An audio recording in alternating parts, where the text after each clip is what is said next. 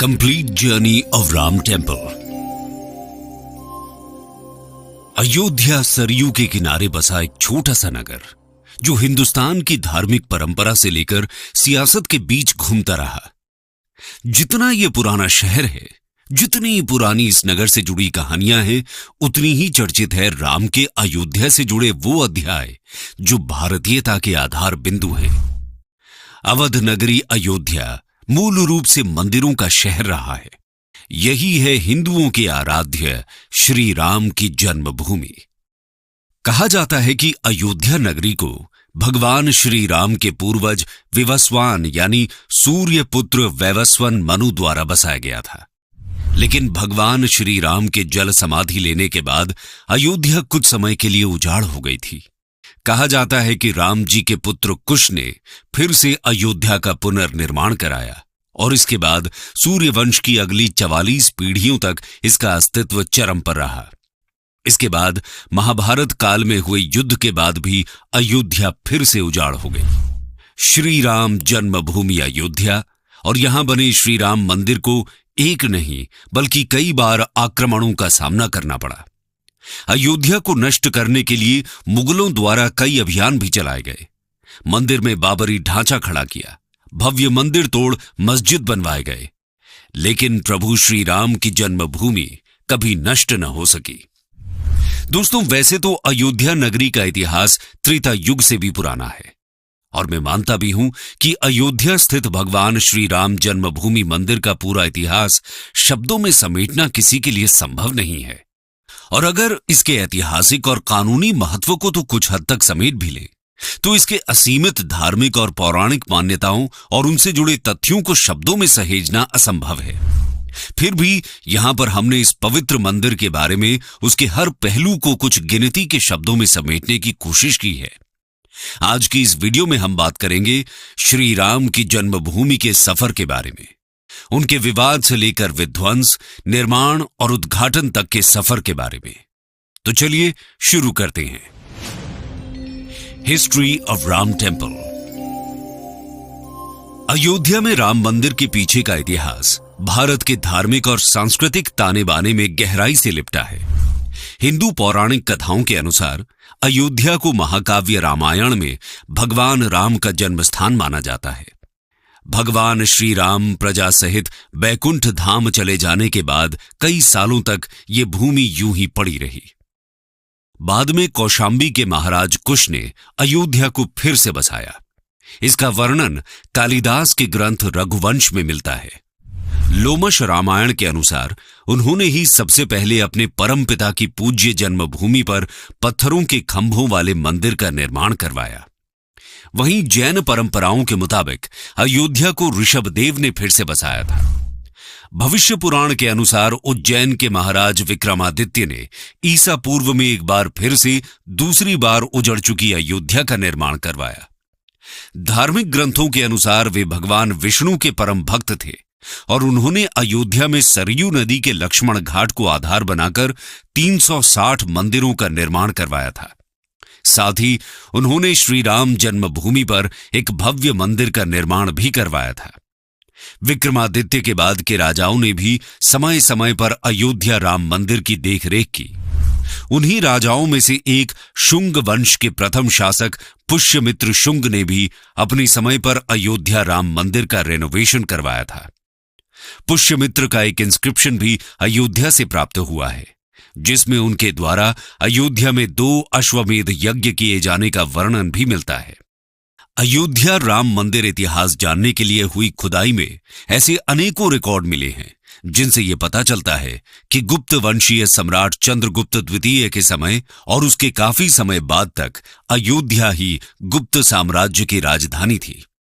गुप्तकालीन समय के महाकवि कालिदास ने भी अयोध्या राम मंदिर और उसके पौराणिक इतिहास का अपने महाकाव्य रघुवंश में कई बार जिक्र किया है।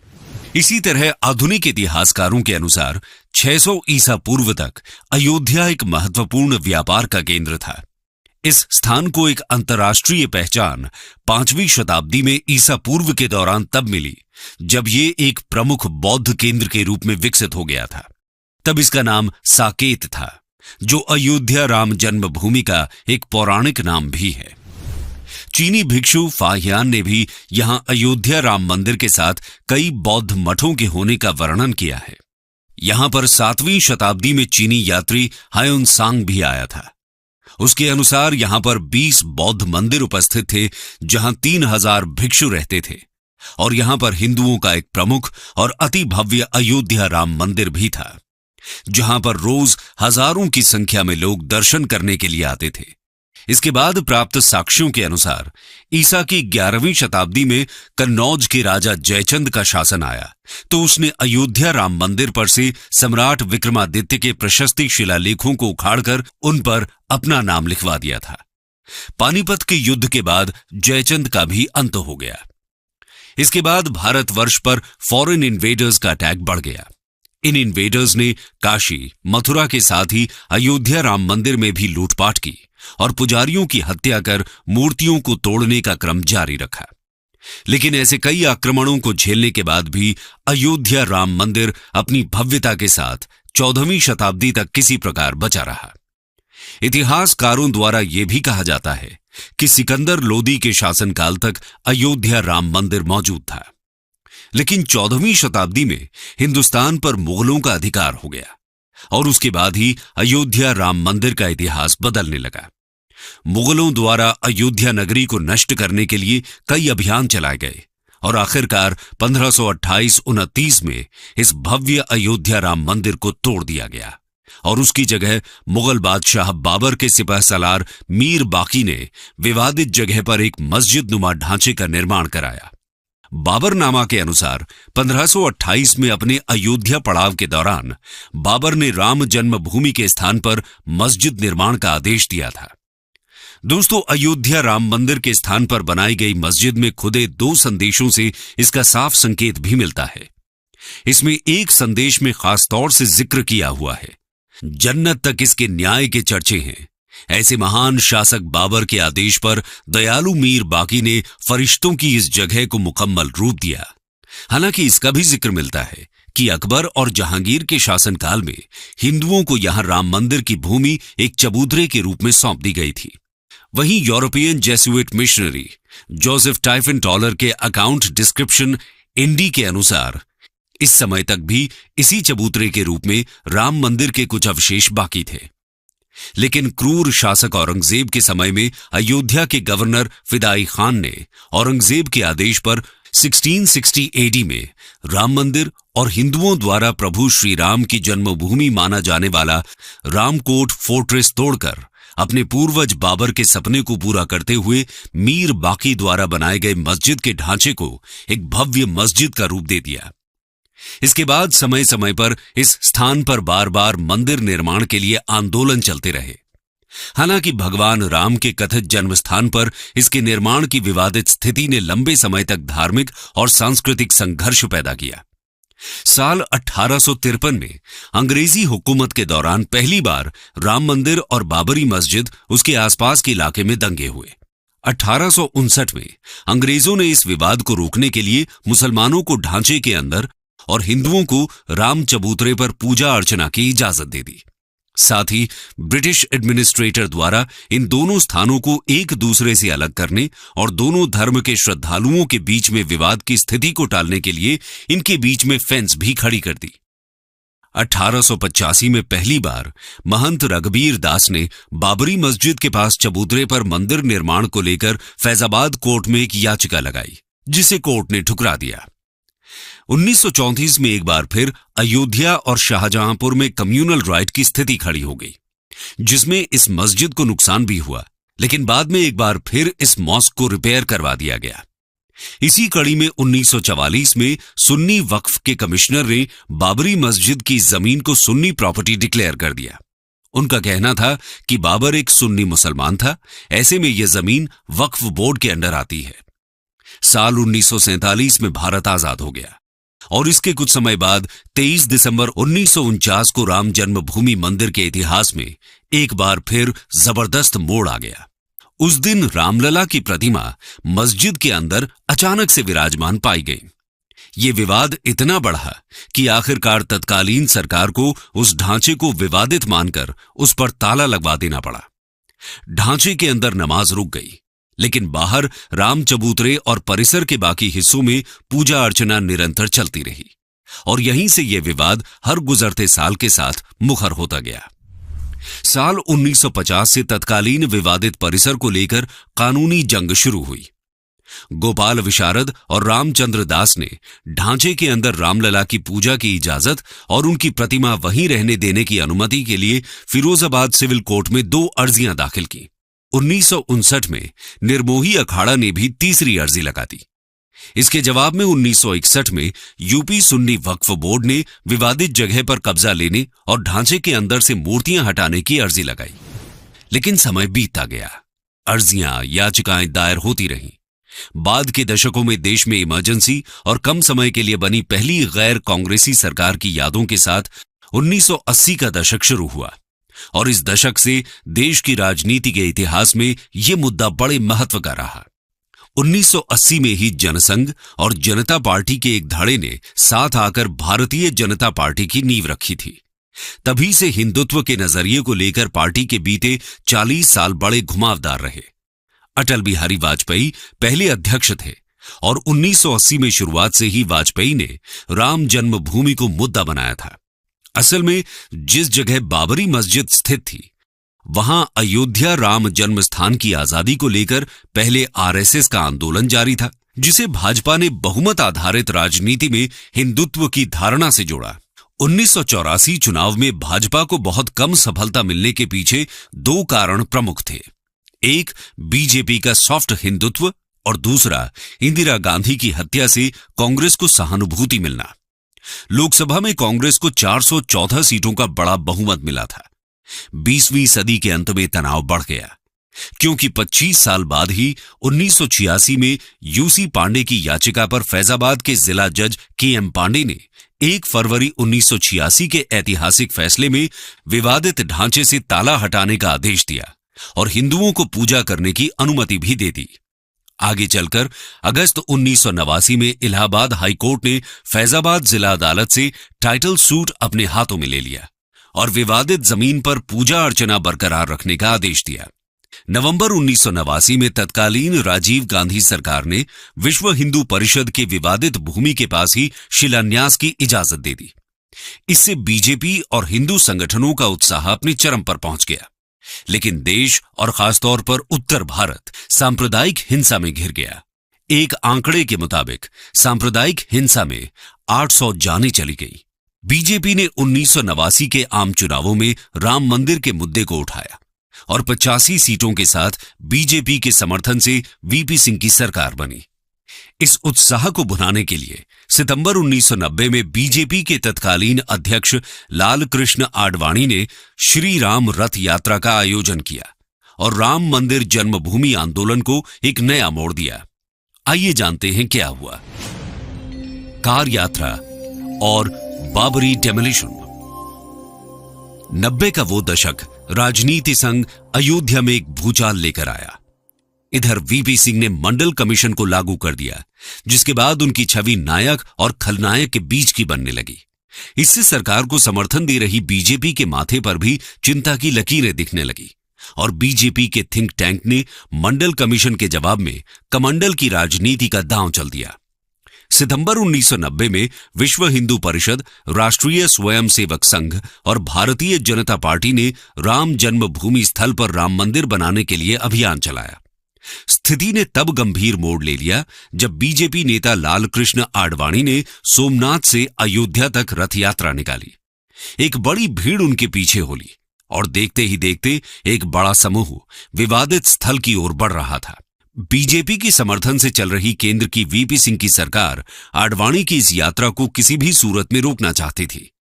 दूसरी तरफ बीजेपी ने यह तय कर लिया था कि रथ यात्रा रोकने की सूरत में सरकार से समर्थन वापस ले लिया जाएगा। वीपी सिंह को भी इसका एहसास बहुत अच्छे से था, लेकिन इतिहास ने अपनी भूमिका तय कर रखी थी। 14 अक्टूबर 1990 देश की राजधानी एक नई तरह की राजनीति का रूप देख रही थी, जिसका रंग भगवा था। हाथों में लहराते भगवा रंग के झंडे, माथे पर केसरिया पट्टी और होठों पर राम के नारे। दिल्ली के दिल कनॉट प्लेस से जब अडवाणी का रथ निकला तो लग रहा था दिल्ली दिल्ली न होकर किसी पौराणिक कथा का नगर हो। राम रथ यात्रा का दिल्ली में जो मंजर था, उसके बाद संघ परिवार ने पहली बार यह महसूस किया कि अयोध्या ही वो मुद्दा है जो मुद्दों के आधार पर बिखरे संघ परिवार को एकजुट कर सकता है। इसी बीच 18 अक्टूबर को लाल कृष्ण आडवाणी ट्रेन के रास्ते बिहार पहुंच गए। दिल्ली और बिहार के बीच देर रात राजनीति की हॉटलाइन पर कुछ और ही पटकथा लिखी जा रही थी। राजनीति के समीकरण को वीपी सिंह समझ रहे थे। वो नहीं चाहते थे रथ को रोकने का क्रेडिट तत्कालीन यूपी के मुख्यमंत्री मुलायम सिंह यादव को मिले। वीपी सिंह यूपी की राजनीति का सिरा अपने हाथ में रखना चाहते थे, लेकिन मुख्यमंत्री मुलायम सिंह यादव ने जुलूस को विफल करने का फैसला ले लिया और राज्य में पूर्ण तालाबंदी की घोषणा की। 30 अक्टूबर 1990 को हवा में तनाव था, क्योंकि पुलिस ने अयोध्या के लिए सभी बस और ट्रेन सेवाओं पर रोक लगा दी थी, लेकिन इससे कार सेवकों पर कोई असर नहीं पड़ा। वे वहां पैदल पहुंचे और कुछ ने तैरकर सरयू नदी पार की। विवादित ढांचे की घेराबंदी कर दी गई और लिबरहान आयोग की रिपोर्ट के अनुसार उत्तर प्रदेश प्रांतीय सशस्त्र कांस्टेबलरी के 28,000 कर्मियों को अयोध्या में तैनात किया गया था।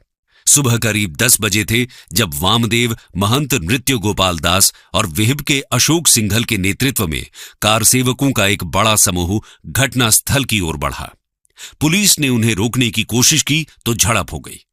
लगभग 1 घंटे बाद एक साधु उस पुलिस की कांस्टेबलरी बस को हाईजैक करने में कामयाब हुआ, जिसमें पकड़े गए सभी कार सेवकों को रखा गया था। वो बस को लेकर बैरिकेड्स तोड़ते हुए मस्जिद की ओर भागने लगा। बस के पीछे पैदल कार सेवकों ने भी भागना शुरू कर दिया।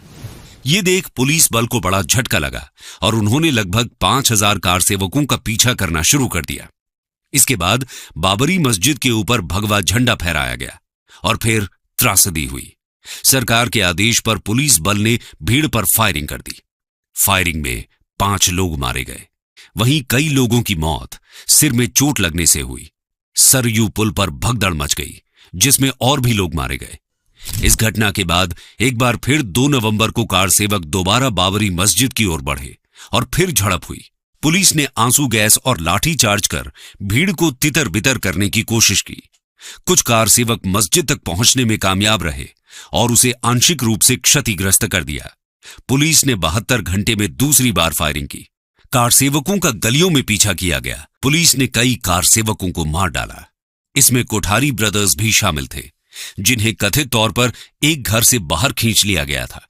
बाद में मुलायम सिंह यादव ने गोलीबारी के आदेश को दर्दनाक लेकिन आवश्यक बताया, क्योंकि उच्च न्यायालय ने फैसला आने तक शांति, कानून और व्यवस्था बनाए रखने का आदेश दिया था।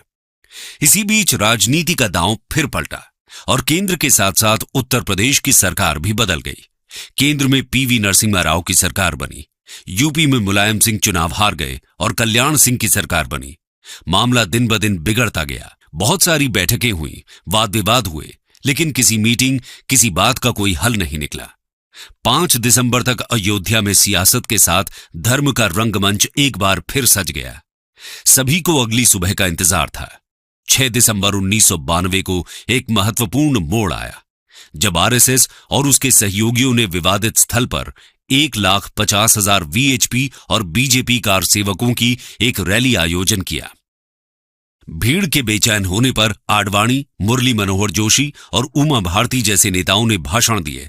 लगभग दोपहर के समय एक युवक घेराबंदी को पार करने में कामयाब रहा, बाबरी मस्जिद पर चढ़ गया और भगवा झंडा लहराया। इसे भीड़ द्वारा एक संकेत के रूप में देखा गया, जिसने फिर बाबरी मस्जिद पर धावा बोल दिया। बाबरी मस्जिद की सुरक्षा के लिए लगाए गए पुलिस घेरे की संख्या बहुत अधिक थी, लेकिन बेकाबू भीड़ की संख्या भी उनसे अधिक थी। भीड़ ने इमारत पर कुल्हाड़ियों और हथौड़ों से हमला किया। कुछ ही घंटों में मिट्टी और चौक से बने बाबरी मस्जिद को ध्वस्त कर दिया गया। विध्वंस की इस घटना ने आधुनिक भारत के इतिहास में एक महत्वपूर्ण अध्याय की रचना कर दी। इस घटना के परिणाम स्वरूप पूरा देश व्यापक सांप्रदायिक हिंसा की आग में झुलस गया। धार्मिक समुदायों के बीच तनावपूर्ण संबंध उत्पन्न हुए। मुंबई, सूरत, अहमदाबाद, कानपुर, दिल्ली, अयोध्या समेत यूपी के कई शहर हिंसा की चपेट में आए। एक रिपोर्ट के मुताबिक इन दंगों में लगभग 2000 लोग मारे गए। अकेले मुंबई में ही लगभग 900 लोग मारे गए। अयोध्या के जवाब में मुंबई को दहलाया गया और इंसानी जिस्म बारूद की भेंट चढ़ गई। 12 मार्च 1993 को एक के बाद एक हुए 13 सीरियल बम धमाकों में लगभग 350 लोग मारे गए और लगभग 1000 लोग घायल हुए। हिंदुस्तान ने पहली बार सीरियल ब्लास्ट के दर्द को महसूस किया था। इसी के साथ विवादित स्थल के स्वामित्व को लेकर कानूनी लड़ाइयों की एक लंबी श्रृंखला शुरू हो गई। हिंदू और मुस्लिम समूहों सहित विभिन्न पक्षों ने अपने दावे पेश किए, जिससे लंबी कानूनी प्रक्रिया चली। सियासत के रास्तों ने दिलों पर चोट की। उसने देश की दिशा और दशा दोनों को ही बदल कर रख दिया। Legal battle for Ram temple.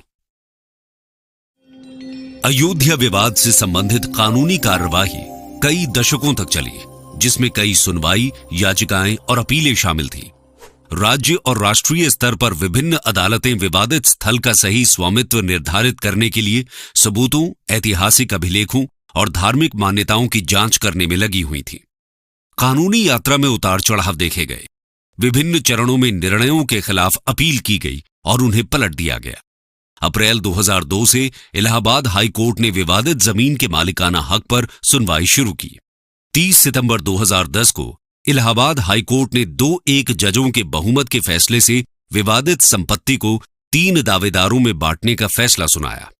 जन्मभूमि समेत 1/3 हिस्सा हिंदुओं को, 1/3 हिस्सा निर्मोही अखाड़े को और तीसरा हिस्सा मुस्लिम पक्ष को।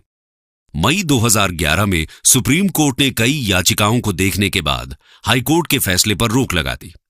बाद के सालों में सुप्रीम कोर्ट की देखरेख में मध्यस्थता की कोशिशें भी की गईं, लेकिन विवाद का कोई हल नहीं निकला। आखिरकार तत्कालीन चीफ जस्टिस रंजन गोगोई की अगुवाई वाली सुप्रीम कोर्ट की 5 सदस्यीय संविधान पीठ ने 40 दिनों की मैराथन सुनवाई के बाद 16 अक्टूबर 2019 को दशकों पुराने इस कानूनी विवाद पर फैसला सुरक्षित रख लिया। अंत में 9 नवंबर 2019 का वो ऐतिहासिक दिन आया जब सुप्रीम कोर्ट ने सदियों पुराने इस विवाद को हमेशा हमेशा के लिए निपटारा कर दिया। सर्वोच्च अदालत ने संपूर्ण विवादित परिसर पर भगवान रामलला का मालिकाना हक दे दिया और उनके भव्य मंदिर निर्माण के लिए केंद्र की नरेंद्र मोदी सरकार को 3 महीने के भीतर एक ट्रस्ट बनाने की जिम्मेदारी सौंप दी। अदालत ने सरकार को मुस्लिम पक्ष को भी मस्जिद बनाने के लिए अयोध्या में किसी महत्वपूर्ण स्थान पर 5 एकड़ जमीन देने का आदेश दिया और फिर शुरू हुआ राम मंदिर का भव्य निर्माण कार्य। राम मंदिर का निर्माण 5 अगस्त 2020 को आयोजित शुभ भूमि पूजन समारोह के साथ शुरू हुआ। इस कार्यक्रम ने मंदिर के निर्माण की औपचारिक शुरुआत को चिन्हित किया और इसमें विभिन्न धार्मिक नेताओं, राजनीतिक हस्तियों और गणमान्य व्यक्तियों ने भाग लिया। समारोह में अनुष्ठान और प्रार्थनाएं शामिल थीं, जिसमें भूमि की पवित्रता पर जोर दिया गया और मंदिर के सफल समापन के लिए दिव्य आशीर्वाद मांगा गया। राम मंदिर की आर्किटेक्चरल प्लान्स ट्रेडिशनल और मॉडर्न डिजाइन एलिमेंट्स के मिश्रण को दिखाती हैं। मंदिर की कल्पना एक भव्य संरचना के रूप में की गई है, जिसमें जटिल नक्काशी, गुंबद और शिखर हैं। ये डिजाइन प्राचीन भारतीय मंदिर आर्किटेक्चर से प्रेरणा लेता है, विशेष रूप से उत्तर भारतीय नागर परंपरा में प्रचलित शैली पर जोर देता है।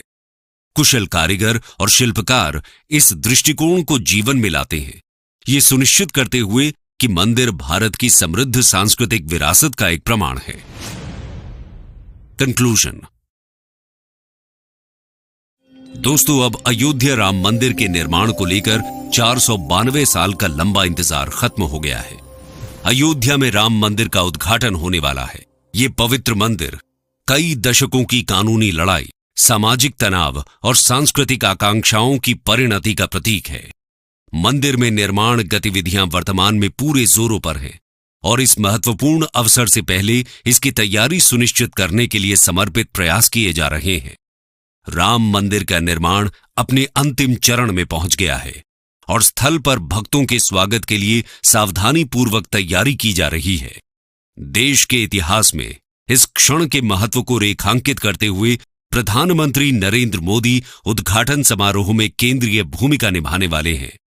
इस क्षण को ऐतिहासिक बनाने के लिए समारोह में दुनिया भर से महान हस्तियां आने वाली हैं। उम्मीद है आप लोग भी इस क्षण का बेसब्री से इंतजार कर रहे थे। दोस्तों, इसी के साथ हम अपने इस डिस्कशन को यहीं समाप्त करते हैं।